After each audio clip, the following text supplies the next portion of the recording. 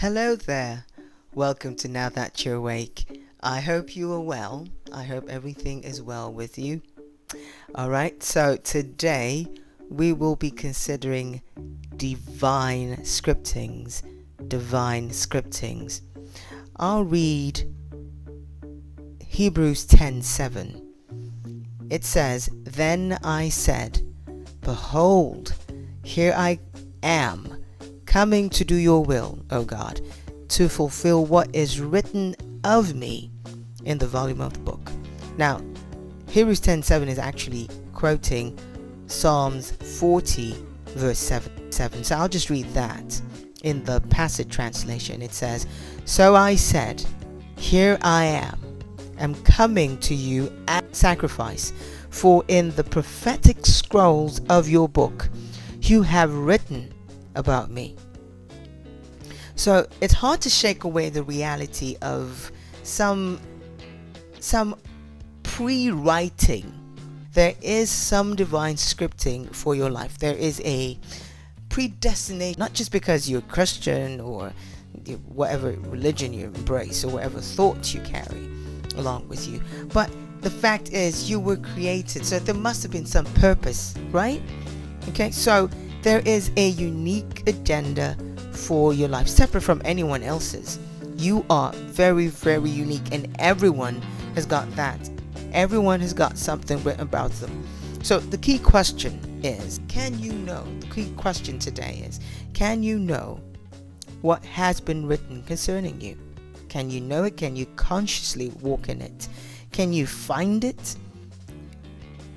Well, yes, all the way. You can know, you can find it.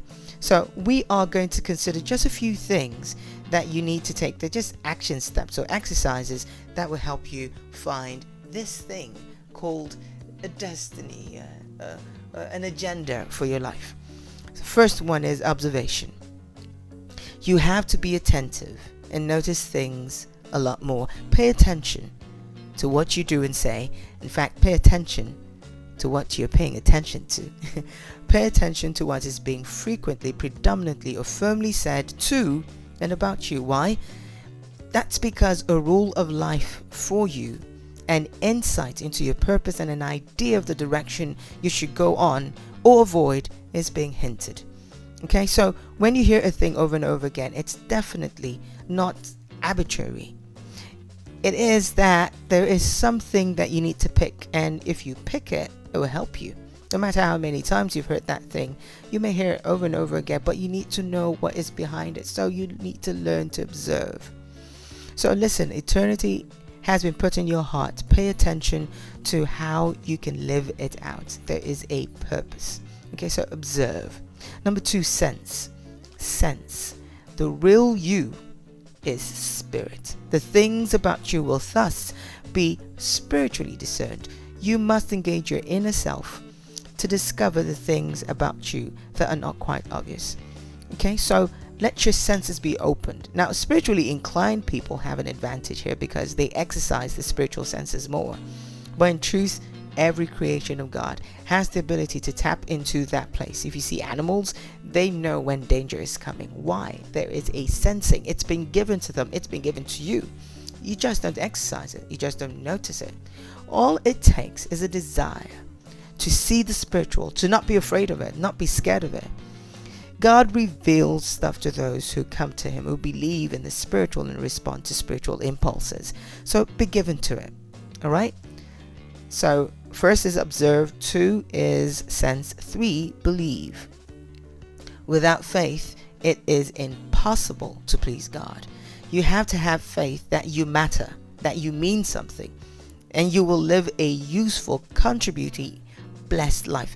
When you have faith to see, you will see. When you have faith to hear, you will hear. Engage your imagination by faith.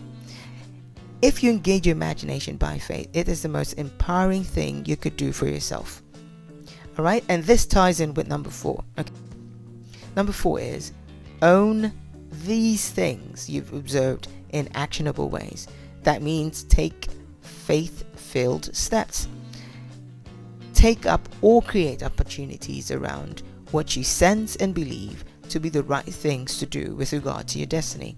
Faith without works is dead. Don't second guess, don't overthink, don't procrastinate, don't go without a plan though. But you need to take action. Okay? Go trusting the process and pay attention all the way. Own your mistakes as you do whatever it is you have to do. Drop the weights that are dogging your steps, but take action no matter what. Alright? So, whatever it is good to do, do it. As time goes on, you'll get the hang of what you're not to do, because there is what you should not do. But you may not get the desired result the first few times. You will get it as long as you keep at it. And then number 5, assess. I'd like to think that if you draw up a thorough assessment system, it will help you. Look back at what you've done so far and make sure it's all good. If good is not the remark you can give to it, find out what you're not doing right. Assessment is so critical that it can measure how fulfilled you'll be. What I mean is this. Let's take an example. If Mr. A assesses to see if he is living in keeping with what is written concerning him in the books, and Mr. B just hopes he's doing the right thing, the singular activity of assessment will keep Mr. A from feeling miserable, from thinking he's off track, and think that he's just doing wrong. Not assessing will put Mr. B in the state of doubt perpetually. Lastly, spend hours praying and meditating. I didn't say minutes, I said hours praying and meditating.